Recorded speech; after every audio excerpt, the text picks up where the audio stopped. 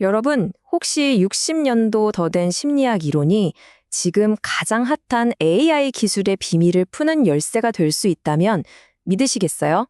심지어 우리 개개인의 성장 방식까지 완전히 뒤바꿔 놓을 수 있다면요. 오늘 바로 그 놀라운 연결고리를 파헤쳐 볼 겁니다. AI를 그냥 쓰는 걸 넘어서 나만의 성장 엔진으로 만드는 법, 지금부터 알려드릴게요. 그래서 오늘 우리가 함께 살펴볼 내용들은 이렇습니다. 먼저 우리 인간이 왜 본능적으로 따라쟁이일 수밖에 없는지 알아볼 거고요.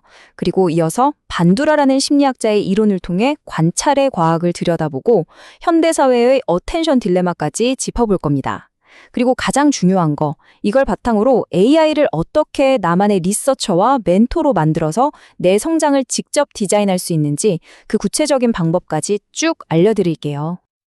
자, 그럼 이 질문으로 한번 시작해 볼까요?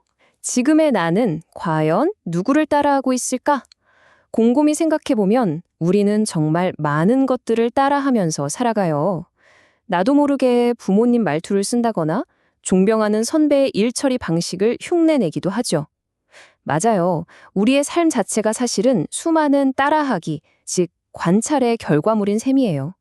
그런데 말이죠. 지금 인류 역사상 가장 거대한, 가장 압도적인 따라쟁이가 등장했습니다. 네, 바로 오늘날의 인공지능입니다. 그렇다면 이 따라하기라는 게 도대체 어떤 원리로 작동하는 걸까요? 이걸 과학적으로 파헤친 한 이론의 세계로 한번 들어가 보시죠. 바로 심리학자 앨버트 반도라의 연구입니다. 반두라가 제시한 게 바로 사회학습 이론인데요. 아마 들어보신 분도 계실 거예요. 아주 유명한 보보 인형 실험으로 증명됐거든요. 실험 내용은 정말 간단합니다. 한 그룹의 아이들한테는 어른이 인형을 막 때리고 공격적으로 대하는 걸 보여줬고요. 다른 그룹 아이들한테는 인형을 아주 다정하게 대하는 걸 보여줬어요. 결과가 어땠을까요? 네, 예상하신 그대로입니다. 공격적인 행동을 본 아이들은 똑같이 인형을 때렸고 다정한 행동을 본 아이들은 온순하게 행동했죠. 이 실험이 우리에게 말해주는 건 딱 하나, 아주 명확합니다. 우리는 보는 대로 배운다는 거죠. 바로 이겁니다. 이게 반두라 연구의 핵심이에요. 우리는 우리가 관찰하는 모델을 닮아간다. 그러니까 우리가 어떤 모델을 보고 배우느냐가 우리의 행동, 심지어 가치관까지 만들어낸다는 거죠. 자, 그럼 이 중요한 관찰이라는 행위가 일어나려면 뭐가 제일 먼저 필요할까요? 바로 어텐션, 우리말로 하면 주목 또는 주의입니다. 내가 무엇에 나의 어텐션을 쏟느냐, 이게 결국 나랑나람을 결정을 겁니다. 그런데요, 문제가 있습니다. 이 너무나도 중요한 어텐션을 사용하는 방식에 있어서 지금 우리 현대인들은 엄청난 딜레마에 빠져 있어요. 말하자면 우리 학습을 좌우하는 어텐션의 두 가지 얼굴이 있는데 여러분은 과연 어느 쪽 얼굴을 더 많이 마주하고 계신가요? 우리가 어텐션을 쓰는 방식은 크게 두 가지로 나눌 수 있어요. 첫 번째는 아마 많은 분들이 공감하실 텐데 알고리즘에 이끌려서 그냥 끝도 없이 콘텐츠를 넘겨보는 거, 이걸 수동적 흘려보기라고 할 수 있겠죠. 반면에 다른 하나는 내가 명확한 목표를 가지고 마치 사냥꾼처럼 정보를 찾아 나서는 능동적 탐색입니다. 생각해보세요. 예전에는 정보 자체가 귀했잖아요. 하지만 지금은요, 정보가 넘쳐나다 못해 홍수처럼 쏟아집니다.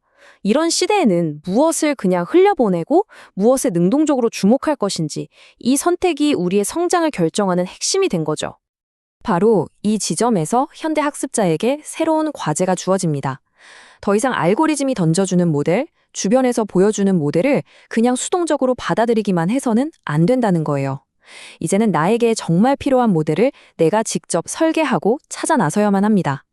자, 그럼 어떻게 해야 할까요? 제가 오늘 그 가장 강력한 솔루션으로 AI를 활용한 2단계 워크플로우를 제안하려고 합니다. 이 워크플로우 생각보다 간단합니다. 딱 2단계예요.